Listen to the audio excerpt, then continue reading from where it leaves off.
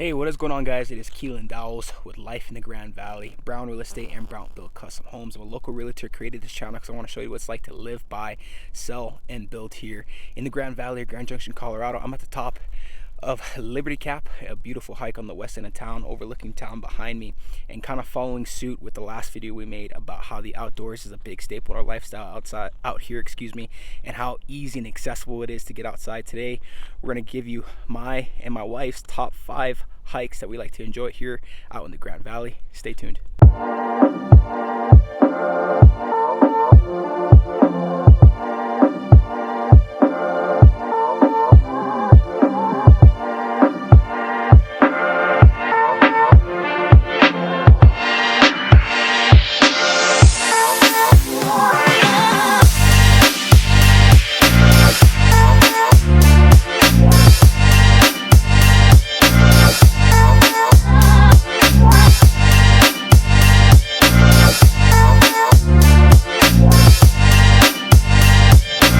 Alright guys, so number 1 on our list is going to be the Palisade Rim Trail. As you can tell by the name, it is located out in Palisade. It's just off of I-70, so the furthest east point in Palisade is where you can access this trail. And really any of these trails, if you enter it into your Google Maps or your GPS, usually it'll be able to take you right to the trailhead. So this is a fun hike. The biggest reason why we love it is we can get our dogs out with us. We love taking our dogs out on hikes with us, and there's some hikes that you can't.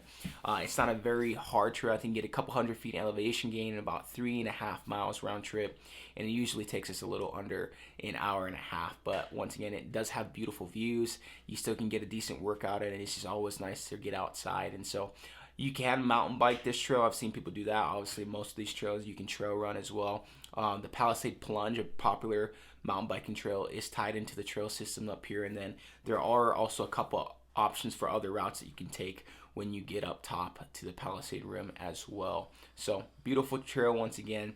Not a super long or hard hike, about an hour and a half, but just one of our favorites. Number 2 on the list is going to be Micinnis Canyon.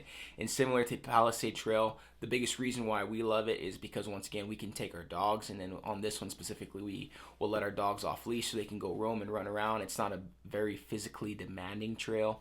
It's about the trail that we take. They have, I think, about 4 or 5 different trail systems in here. And the trail that we take is usually about 2.5 miles. So it's mainly flat. It's not hard, but once again, the biggest reason why we love it is our dogs can go roam around and enjoy. And I don't think you can mountain bike this trail. Obviously you can run it as mentioned, but you can also bring horses on this trail. So we have seen people bring their horses out here.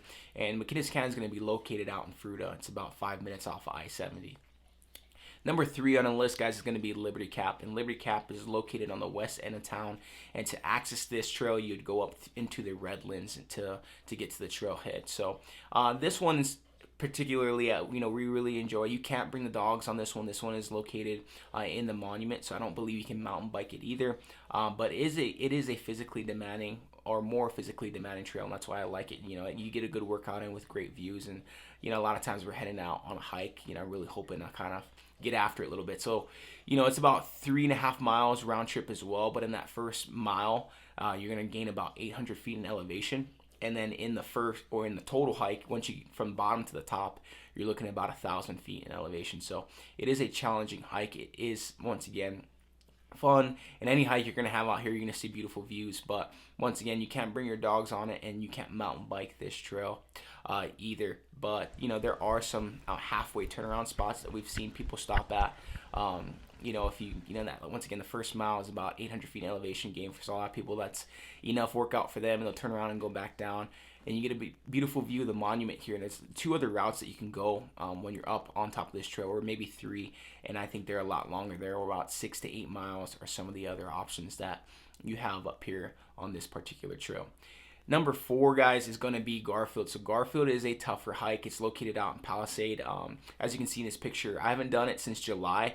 I was doing it once a week to kind of get ready for hunting season. It's awesome, but you're looking at about 3.5 miles total round trip, but you're looking at about 1,700 feet in elevation gain. So beautiful views looking over the whole Grand Valley. It's located in Palisade. It is a tougher trail, but if if you want to stay in shape, you want a good challenge, you want great views, I would recommend anyone at least try it once when you visit here, or if you're planning on moving here, this is a must. Once again, it is very challenging, but it's very rewarding and beautiful.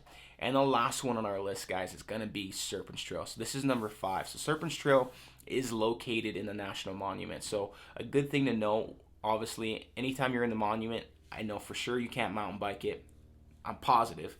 And 2, you can't bring dogs. And so it's a fun trail. Once again, it's like any other hike. It has beautiful views.